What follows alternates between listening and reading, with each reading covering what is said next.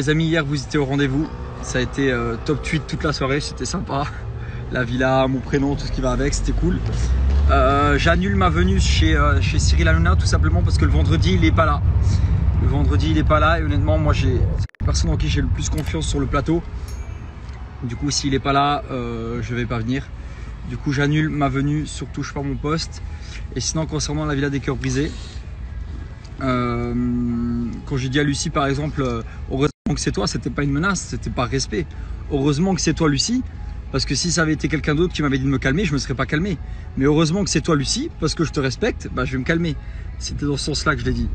Sinon après ma virée de la villa, je pense que c'était mieux que de partir. Parce que honnêtement je me serais pris la tête avec toute la villa, avec John, avec tout ça, ça serait parti en embrouille tous les jours. Du coup c'est peut-être un mal pour un bien.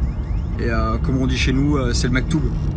Et concernant Mélanie, pour pas trop aller dans le sujet, bon vous avez vu pourquoi on n'est plus ensemble. Et même à l'extérieur, on s'était vu une fois et j'ai compris vite que c'était pas le genre de nana qui était faite pour moi.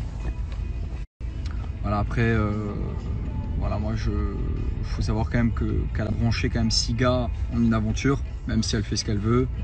Je la respecte sur ça, elle fait ce qu'elle veut. Hein. Mais voilà, moi je me voyais pas sortir avec une multiprise quoi. C'est pas mon délire.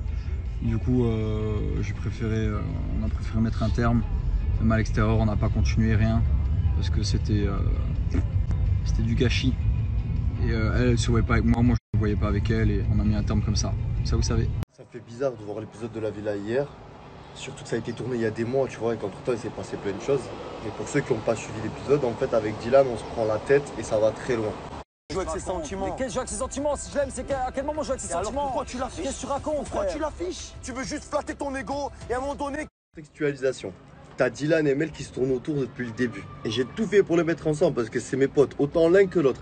Toujours eu le cul entre deux chaises, tu vois. Bref, ils vivent leur histoire. Une fois oui, une fois non, c'est les feux de l'amour. Au final, ils se séparent. Et t'as Mel qui se rapproche d'un prétendant, mais il est toujours en kiff sur lui. Et lui aussi. Donc, ce qu'il décide de faire pour mettre en lumière qu'elle a encore des sentiments pour lui, c'est de la piéger. Et il m'en parle pas, ça. Il sait que j'aurais pas été pour. Au final, elle se retrouve, elle, en ayant déconné, humiliée, seule, face à Lucie et en pleurs. Du coup, je dis ces 4 vérités à Dylan. Et je sais pas si c'est le bon moment ni la bonne manière. Tout ce que je sais, c'est que j'ai une pote en pleurs et un autre qui bouge pas. Et en soutenant celle qui est seule contre tous, en fait, ce que je veux, c'est le faire réagir lui. Malheureusement, le ton monte, les mots dépassent les pensées et tout ça, ça arrive devant Lucie et ça la pousse à prendre une décision que je t'avoue, personne n'a vu venir. Elle décide de virer Dylan de l'aventure. Alors bien sûr que je suis deg, c'est mon pote et même si on s'embrouille, je veux pas qu'il se fasse virer. Mais croyez-moi, il y a des rebondissements qui arrivent et vous n'êtes pas prêts.